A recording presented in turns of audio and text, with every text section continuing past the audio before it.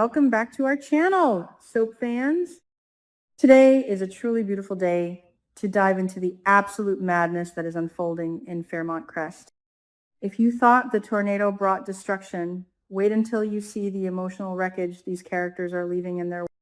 Grab your favorite drink, settle in, and let's unpack all the juicy secrets, lies, and stunning revelations from beyond the gates.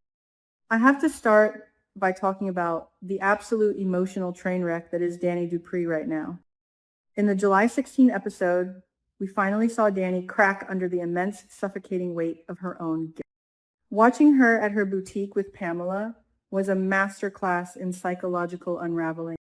At first, they were just looking over male models for their company, hilariously mocking the guys with skincare routines better than their own and those who look like they host cryptocurrency podcasts. But the facade quickly dropped. Danny could no longer hold it in, and she finally confessed the dark, dirty truth to Pamela. She slept with Bill in that elevator during the tour. As Pamela poured the wine, Danny broke down, explaining the sheer panic of the moment. She honestly thought everyone was going to die, and in that moment of pure, unadulterated terror, she made a catastrophic mistake. But what really gets me is Danny's desperate attempt to rationalize. She loves Andre. She doesn't want to hurt him. So why did she fall back into Bill's arms? Pamela hit the nail on the head, suggesting it was pure instinct, a primal reaction tied to the fact that they were married and But Danny is utterly disgusted with herself. She called it a terrible mistake, and what makes it worse is that Bill is weaponizing this secret. He keeps bringing it up just to torment her, to remind her that she willingly sought comfort in the arms of a man who is incapable of change, a serial cheater who will always be exactly who he is. Danny is terrified of what this says about her own character. This is where Pamela proves she is the ultimate best friend. She didn't coddle Danny. She talked about accountability. She forced Danny to look at the situation in its true context. Pamela reminded Danny of the agonizing days of her marriage to Bill, specifically the time he sent her flowers to gaslight her while he was having an affair. She reminded Danny of how Bill made her feel like she was losing her mind just for asking perfectly reasonable questions. As Danny burst into tears, Pamela delivered the harsh truth. Stop idealizing Bill. He never deserved the pedestal Danny put him on. So this makes me wonder, how long can Danny keep this a secret? The guilt is eating her alive, and with Bill dangling it over her head, an explosion is inevitable. The tragic irony of this entire situation is almost too much to bear when you look at what Andre is doing at the exact same time. While Danny is confessing her infidelity, Andre is sitting in a cafe with Martin, blindly trusting his wife. Martin officially offered Andre the job of head photographer for his congressional campaign, wanting to rebrand his image into the relatable, trustworthy neighbor. Andre accepted, but not before Martin dropped a profound truth bomb. Martin admitted that even when things seem absolutely perfect, you believe they will last forever, but they don't. Andre immediately thought of Danny, stating he doesn't want to mess things up with her. Later, Andre met up with Smitty at Orphe's, and the dramatic irony reached its absolute peak. Smitty was reminiscing about a terrible time in his own life, specifically a year ago when Martin confessed to killing KK Kenny. The distance, the lack of trust, the sheer agony of a failing marriage. Andre pulled Smitty out of those dark memories, and as Smitty got sentimental about surviving a bad marriage, Andre confidently stated that he and Danny do not have trust issues. I literally gasped at my screen. Andre is so deeply devoted, so completely oblivious to the fact that his wife just slept with her ex-husband. When Andre went home and they exchanged I love yous on the sofa, my heart broke for him. The fall from this pedestal is going to destroy him, and I am absolutely terrified for the moment the truth comes. Speaking of toxic marriages, let's talk about Bill and Haley. Haley walked into Bill's office to discuss lunch, acting like the concerned wife. Bill, who is stubbornly refusing to take his health seriously despite abnormal blood tests, told her he was fine and didn't need her checking his temperature. Then, in a moment of deliciously dark, dramatic irony, Bill joked that between her and his daughters, the only way he is ever going to get any peace is to die. If he only knew. Haley is literally actively She scolded him for the dark joke and rushed off to the spa, probably to strategize her next lethal move. But Bill's day wasn't just filled with Haley's fake concern. Tomas marched in, nursing a severely bruised ego. Tomas complained about Naomi ordering him around, whining about nepotism. Bill, ever the ruthless corporate shark, turned it into a lesson about pivoting and staying in the game. Tomas genuinely believes he deserves to replace Bill, not Naomi. But Tomas is spiraling. He told Bill that Kat rejected his public marriage proposal, and he announced he is leaving to visit his. Tomas is feeling emasculated and out of control, and my theory is that this bruised ego is going to lead him to make a massive, catastrophic mistake in the near future. Now, we need to discuss the absolute masterclass in psychological warfare that Deanna McBride is currently waging against Joey Armstrong.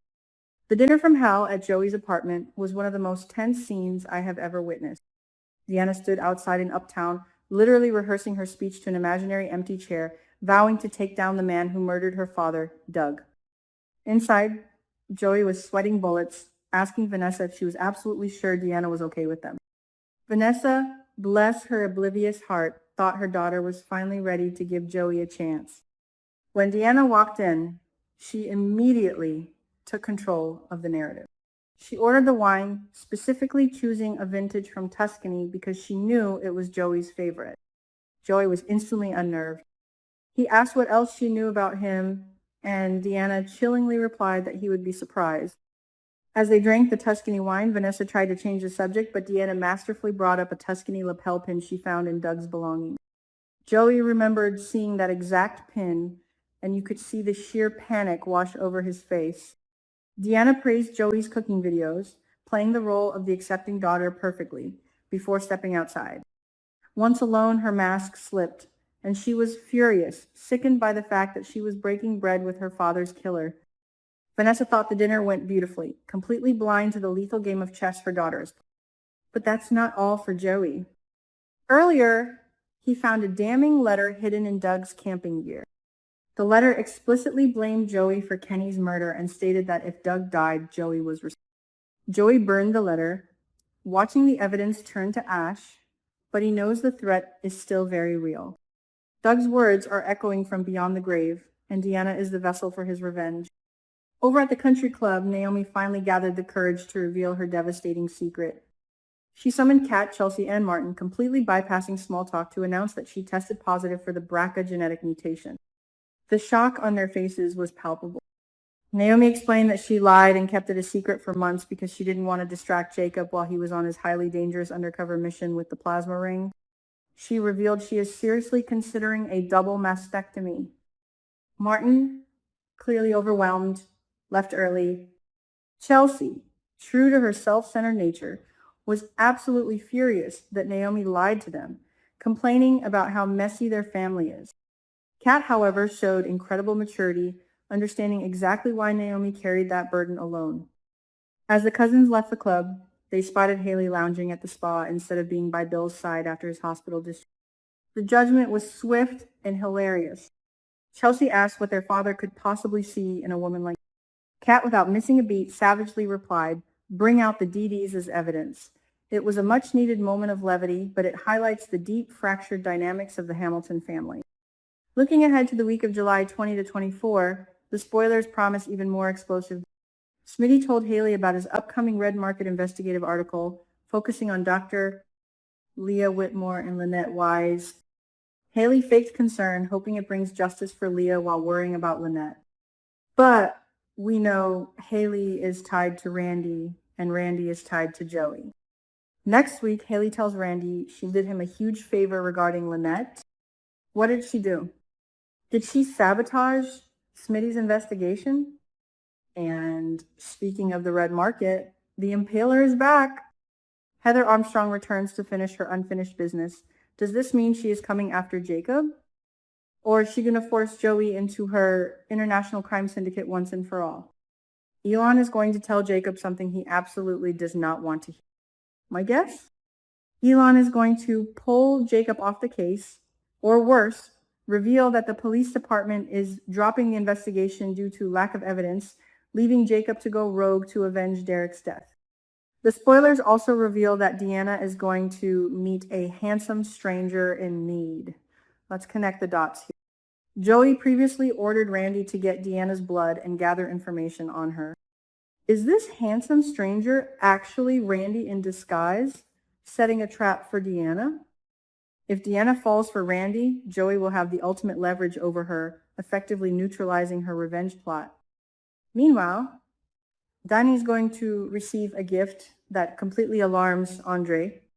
Could this gift be from Bill? A sick, twisted reminder of their elevator hookup, much like the flowers he used to gaslight her in the past? If Bill sends her something referencing their affair, Andre's blind trust is going to shatter into a million pieces.